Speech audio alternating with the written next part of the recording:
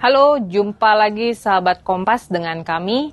Kali ini kita akan ngobrolin sesuatu yang lagi seru, lagi rame. Dan mungkin ini juga terkait dengan sahabat Kompas juga yang jangan-jangan masalahnya sama gitu. Apalagi kalau bukan soal perumahan rakyat yang menjadi salah satu program unggulan dari pemerintahan Presiden Prabowo dan Wapres Gibran Rakabuming Raka. Tapi untuk membahas ini saya nggak sendirian. Ada dua teman saya yang sudah join bersama kita di studio saat ini. Ada Mbak Tina, peneliti Litbang Kompas. Apa kabar? Halo Mbak Rita, baik. Sehat. Mbak Rita sehat? Sehat dong. Kalau nggak kita nggak bisa ngobrolin soal rumah. Oke. Satu lagi ada Mas Franky. Ini adalah produser harian Kompas ya. Mungkin kalau Mbak Rita udah sering ketemu lah. Sudah sering ketemu ya, sudah sering on cam juga. Gimana nih? Jadi sekarang kita mau ngomong soal rumah ya. Mumpung ini hawanya itu lagi 100 hari pemerintahan Prabowo Gibran ya. Nah ini kan Mbak Tina banyak penelitian, Mas Frank ini banyak liputan juga soal perumahan. Nah ini bisa diceritain nggak? Jadi asal muasalnya program rumah 3 juta rumah ya. 3 juta rumah yang dicetuskan Pak Prabowo ini dari kapan sih? Iya, jadi karena ini kita lagi dalam 100 hari kan biasanya orang menyoroti ya janji-janjinya apa ya sih. Nah salah satu janji yang agak mencolok lah ya dan di pemerintahan ini salah satunya ialah program 3 juta rumah ini. Nah ini pertama kali sebenarnya dicetuskan oleh Pak Prabowo itu sekitar bulan 2 di tahun 2024. Waktu itu masih 2024. Iya, masih debat ya. Debat capres-cawapres. Ya? Nah, di debat itu Pak Prabowo bilang dia akan bangun 3 juta rumah. 1 juta di kota, 1 juta di desa, 1 juta di pesisir. Nah, itu sebenarnya awal mula muncul program 3 juta rumah. Dan seiring berjalannya waktu, akhirnya ternyata Prabowo menang waktu itu. Kemudian dilantik. Nah, ini masih ingat kan orang-orang ada janji ini, dan sampai akhirnya pelantikan menteri Pak Marwarar Sirait jadi menteri perumahan dan kawasan permukiman. Dia terus lanjut, bahkan 3 hari setelahnya dia langsung bilang akan segera merealisasikan program ini. Nah, ya habis itu agak cepat juga sih kalau misalnya dari media ya, dari laporan-laporan yang dirilis oleh humasnya. Terakhir itu tanggal 1 November 2024, Pak Marwarar itu langsung groundbreaking salah satu rumah di Tangerang yang kerjasama dengan Agung Sedayu Group. Itu punya Aguan. Jadi dia, Pak Marwarar, nyumbangin tanah dia melalui PT-nya seluas 2,5 hektar di Tangerang, dan rumahnya dibangun oleh Aguan waktu itu, PIK 2 yang punya Agung Sedayu Group. Itu dibangun sebagai percontohan dan akan dibuat gratis katanya. Jadi ada 250 unit, targetnya selesai Oktober 2025. Waktu itu dia masih progres ya sekarang. Masih progres ya? Dan dia bilang waktu itu dia akan bukan cuma dari Agung Sedayu, tapi ada perusahaan-perusahaan swasta lain yang juga akan diajak untuk kolaborasi serupa. Konsepnya kayak CSR gitu kan ya? Iya, jadi nanti di Kalimantan mungkin ada yang karena banyak tambang, mungkin ada perusahaan-perusahaan kayak Adaro dan lain-lain yang punya Boy Thohir untuk, waktu itu dia bilang sih nama-namanya, tapi rincinya mungkin bisa dicek ya. Dan lanjut terus. Nah ini beberapa langkah lah ya gitu, yang untuk ya dia yakin waktu itu dengan konsep begini akan tercapai itu. Jadi nggak cuma pemerintah yang bikin, tapi juga swasta ya berarti yang dilibatkan ya. Dan juga beberapa tuh mereka yang memang sudah terbiasa di bidang perumahan ya mungkin. Iya. Dan terbaru itu sebenarnya di 7 Januari kemarin Pak Menteri itu bilang, Marwarar bilang kalau per Oktober kemarin sudah ada 40.000 rumah. Wah. Jadi dalam waktu 3 bulan. Oktober berarti baru dilantik ya? Iya. Baru dilantik ya? Dia bilang sih ada 40.000 rumah yang sudah jadi untuk termasuk dalam program 3 juta rumah ini. 3 juta Cuma pertanyaannya kita nggak tahu lokasinya di mana aja. Ya, gitu. Nah, mungkin ya. Nah 3 juta ini kan direncanakan sampai akhir masa jabatannya. Nah Pak. itu juga nggak jelas sih. Jadi ada beberapa statement yang pertama bilang 3 juta per tahun. Kalau berarti 3 juta kali 5 ya. Artinya kan ada 15 juta ya. Betul. Ada juga ya pokoknya ini masih simpang siur. Tapi yang pasti kita pegangnya ya 3 juta rumah, program 3 juta rumah lah. Nah ya, nah kalau kita lihat kan sebenarnya 3 juta tuh nggak jumlah yang sedikit ya, satu perumahan kan paling 100 gitu, 3 juta kan banyak banget ya untuk satu se-Indonesia lah gitu. Apakah memang ada persoalan dengan kesenjangan antara kebutuhan rumah kita dan rumah yang tersedia, gimana sih Mbak Tina, backlog ya kalau kita sebutnya ya. Ya, backlog. Tadi agak menyambung dikit sama Mas Franky yang katakan tuh 3 juta rumah memang di-highlight oleh pemerintahan yang sekarang. Tetapi sebenarnya kalau ngomongin perumahan itu kan bukan program yang baru ya, Mbak. Itu kan kelanjutan dari pemerintahan yang sebelumnya yang kalau kita ingat 1 juta rumah waktu itu. Tapi tampaknya pemerintah yang sekarang tuh lebih optimis untuk 3 juta rumah per tahun tadi. Nah, nambah ya jumlahnya. Iya, sebenarnya kalau dihitung, kalau ini benar bisa terrealisasikan ya, ini akan menjadi menarik karena kalau tadi kita hitung bersama 3 juta rumah per tahun, artinya dalam 5 tahun masa pemerintahan itu kan 15 juta. Kalau ini terwujud nih, ini bakal bisa mencukupi kebutuhan rumah kita. Kalau tadi Mbak Rita ngomong soal backlog, itu kalau kita ngelihat data ya dari yang BPS punya, itu backlog itu kan kesenjangan atau apa ya, yang dibutuhkan sama yang tersedia itu kan nggak sinkron, ketimpangan cocok begitu. ya. Intinya kekurangan rumahnya itu berapa sih gitu. Nah, kalau secara nasional itu kalau dari data BPS itu sekitar 12,7 juta. Sekarang nasional ya? Ya, secara nasional karena memang masyarakat kita kan banyak nih ternyata secara data dari BPS yang belum punya rumah. Banyak itu kalau juga. dihitung-hitung 12,7. Jadi kalau misalnya 3 juta Per rumah tahun per tahun ya, itu kalau bisa per tahun. terrealisasi. Selesai berarti ya? Iya, bisa. Cuman tadi sampai Oktober ya, itu masih berapa? 40.000. Ya, 40.000. Berarti 40.000 tuh sebenarnya Pak Prabowo baru dilantik ya itu ya. Iya. Bulan Iya. beliau baru dilantik ya. Artinya mungkin itu juga terusan dari program presiden sebelumnya ya Pak Jokowi gitu ya. Ini Betul. memang berlanjut ya sebenarnya. Ya, karena memang secara utuh juga kan memang mengusung keberlanjutan salah satunya terkait rumah tadi. Dan kalau kita misalnya lihat trennya ya, backlog kita ini kan bukan persoalan baru sebenarnya. Ini kan persoalan menaun yang setiap tahun itu ada saja kekurangan. Kalau kita lihat dari dibandingkan misalnya trennya, terbaru aja deh, itu kan data tahun 2023. 12,7 juta. Kalau di tahun sebelumnya itu sekitar 11,6, masih di bawah 12 juta. Artinya dalam 1 tahun tuh ada peningkatan. Nah, Naik ya. penduduk kita kan makin lama makin Tambah nambah. ya. Bisa jadi nanti itu makin tahun juga nambah backlognya terus ya. makin tinggi, nggak cuma 12,7, bisa jadi nanti 15 juta di tahun 2029, katakanlah kayak gitu. Karena ini emang problem yang bergulir terus-menerus ya. Seiring dengan kehidupan masyarakat gitu ya artinya. Jadi betul. mungkin teman-teman atau adik-adik kita yang masih kuliah kemudian mereka lulus kerja, so ada kebutuhan itu ya, kebutuhan pengen punya rumah gitu, terus berkeluarga segala macam gitu ya. Keluarga punya anak lagi, terus dia anaknya gede, akhirnya jadi sebuah siklus ya. Nah kalau kita mau lihat Mbak, kalau ngomong soal kesenjangan itu kan berarti ada sebuah problem ya.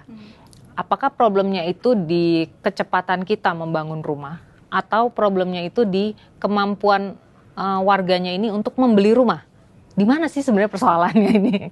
Itu apa dua-duanya problemnya? Saling berkelindan sebenarnya, karena ngomongin penyediaan juga kan nggak serta-merta. Kalau misalnya kalau kita melihat kebijakan-kebijakan sebelumnya itu kan ada memang program pembiayaan dari pemerintah ya untuk mengadakan perumahan itu. Tapi memang kita tahu kan secara anggaran kita cukup terbatas ya untuk membiayai banyak program. Anggaran pemerintah? Iya, dari anggaran pemerintah. Jadi untuk menyediakannya juga nggak gampang begitu. Kalau sekarang menarik ketika pemerintahan akan menggandeng swasta untuk menyediakan itu kan mungkin bisa jadi oke, persediaannya kita tambah nih. Tetapi itu tidak lalu mengatasi persoalan kalau misalnya masyarakatnya juga tidak bisa meraih ke situ. Apalagi kalau kita dengar-dengar gosip, mungkin kita juga sempat browsing-browsing masing-masing, harga rumah kan makin kesana makin kesana. Nah ya, hari Senin harga naik ya. Harga naik.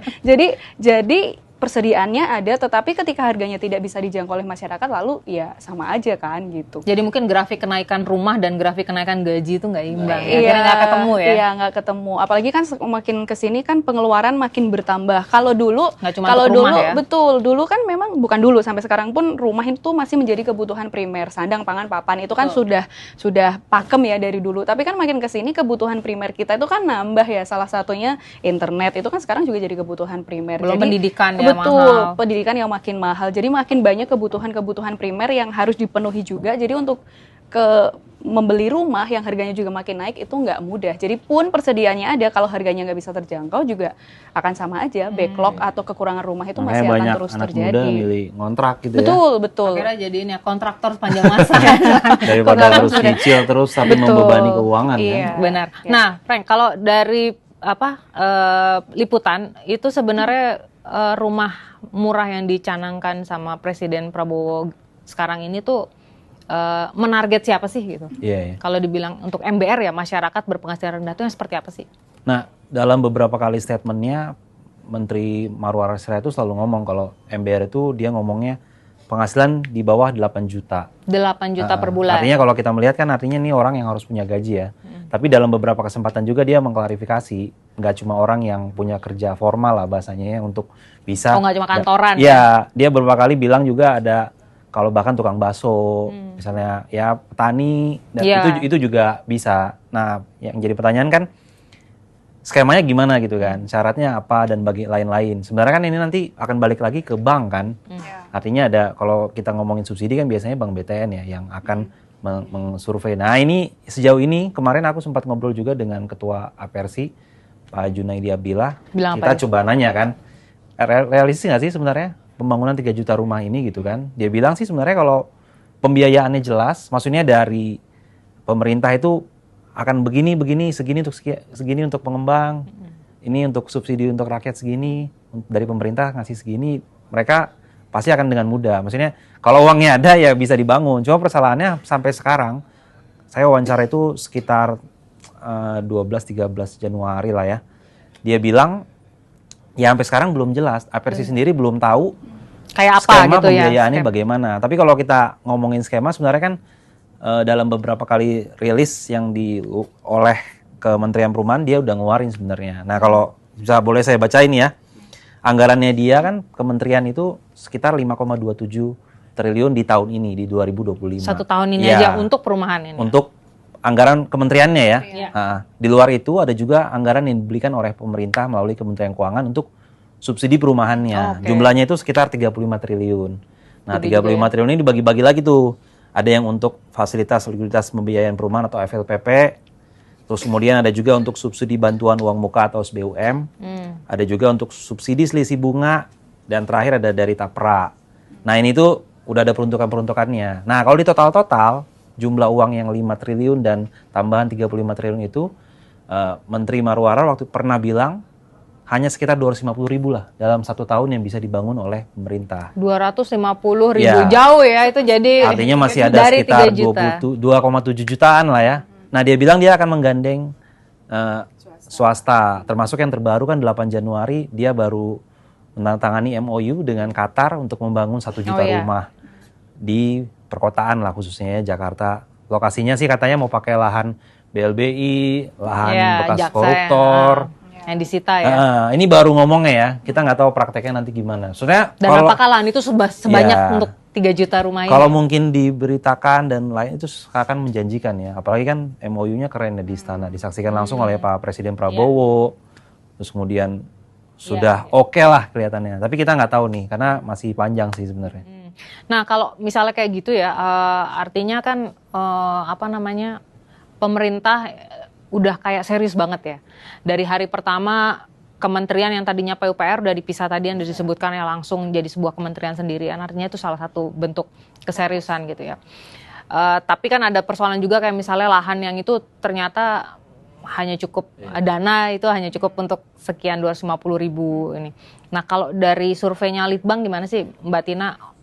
Warga tuh yakin gak sih, optimis gak sih nih si 3 juta ini bakalan kesampaian gitu lah. Oke, menarik nih karena kebetulan memang Litbang juga habis bikin survei ya dan Januari ini ya. Betul, dan kami menangkap juga menanyakan kepada responden itu program-program unggulan dari pemerintah. Ada banyak, salah satunya 3 juta rumah itu. Menariknya Mbak, dari berbagai program yang kita tanyakan, itu optimisme publik terhadap program ini tuh bisa dikatakan paling rendah di antara program yang lain. Jadi kalau ngomongin persentasenya itu hanya sekitar 60-an. 60% ya, dari 60%. Berapa responden? Dari 1.000 responden yang kita survei, 60% itu ya, jadi 6 dari 10 responden gitu ya bilang mereka yakin. Artinya kan masih ada 4 nih yang perlu diyakinkan gitu ya. Kalau misalnya program-program yang lainnya kayak misalnya kesehatan gratis dan segala macam pendidikan itu publik masih cukup optimis di angka 80% sekian gitu. Tapi untuk yang rumah ini mungkin dalam benak publik kayaknya agak berlebihan gitu. Mungkin nggak mungkin gitu ya kalau 3 juta secara harapan pasti ada, tetapi kalau untuk mewujudkannya masih agak ragu sih, ada timbul keraguan dari publik seperti itu. Karena nggak terlalu banyak berharap publik berarti. Iya, betul. Atau karena sebenarnya program serupa sudah pernah dijalankan di pemerintahan sebelumnya, dan mungkin belum terlalu terasa gitu. Karena bentuknya betul. rumah gitu ya Mbak ya. Kalau mungkin bansos kan lebih enak tuh, kelihatan langsung ya, langsung bansos. Atau makan kan, makan gratisan baru bergizi, pertama dan sudah terjadi gitu dan ya. mungkin juga tadi selain keraguannya itu karena antara yakin atau tidak untuk penyediaannya, juga tadi kalau Mbak Rita menanyakan ini sebenarnya untuk siapa sih gitu kan. Memang kan kalau di program pemerintah dibilangnya untuk masyarakat berpenghasilan rendah begitu ya. Kalau misalnya kita lihat, saya iseng lihat datanya itu, dibilang ada yang bilang angsurannya itu kira-kira 600.000 per bulan. Tapi sebenarnya kalau kita ngelihat, saya cek data berapa sih rata-rata angsuran di Indonesia itu untuk rumah, itu udah sampai di kisaran 1 juta, 1,1 sampai 2 juta. Nah ini kan sebenarnya hal yang cukup menjanjikan kalau bisa terrealisasikan, oke lah 600.000. Tapi kalau misalnya kita banding-bandingkan lagi dengan tingkat pendapatan masyarakat, mungkin nggak sih gitu. Kalau tadi pendapatannya 8 juta itu sangat memungkinkan, katakanlah 600.000 dalam 1 bulan tuh kan nggak ada 10% dari gaji gitu. Kan maksimalnya harus 30% ya? ya? Betul. Masalahnya rata-rata pendapatan kita itu di Indonesia itu masih di kisaran 3 jutaan. Itu rata-rata UMP bukan? Bukan rata-rata Beda, UMP, tapi ini melihat rata-rata gaji gaji para buruh dan sebagainya gitu dari berbagai sektor. Nah, kalau saya pecah lagi misalnya per sektor, ya kita udah tahu lah kalau orang yang bekerja di tambang itu kalau dari data yang BPS punya itu 11 juta per bulan. Itu sangat mungkin. Terus orang-orang yang kerja di sektor keuangan itu di kisaran 8 juta, 9 juta. Tapi kan untuk yang lainnya kalau misalnya tadi ngomongin perdesaan itu kan paling sektor-sektor pertanian. Gajinya itu di 2 jutaan kalau 600.000 misalnya. Bukan gaji ya, pendapatan juga ya, belum upah kalau lah, upah gagal panen gitu katakanlah upah. Ya memang secara program ini memang baik ya tapi untuk merealisasikannya kayaknya masih wah gimana ya, bisa atau enggak, perlu makanya, perlu bukti ya. Iya, makanya publik pun melihat kayaknya masih belum bisa memberikan optimisme yang tinggi terhadap program ini gitu sih kalau kita melihatnya. Mungkin juga publik udah pengalaman banyak ya, mau coba ngakses pinjaman bank gitu ya, atau yang rumah-rumah yang biasa gitu ternyata banyak kepentoknya. Banyak kepentoknya. Nah, kalau ngelihat perumahan gitu ya, kita kan nggak akan bisa lepas dari Jakarta gitu ya. Nah kayaknya nanti kita akan bahas di seksi khusus soal rumah di Jakarta ya. Jadi sahabat Kompas, jangan kemana-mana, kita akan lanjut di episode kedua soal Jakarta. Kalau Anda yang tinggal di Jakarta atau kerja di Jakarta atau yang masih kepengen punya rumah di Jakarta nih, ikuti pembahasan di episode 2.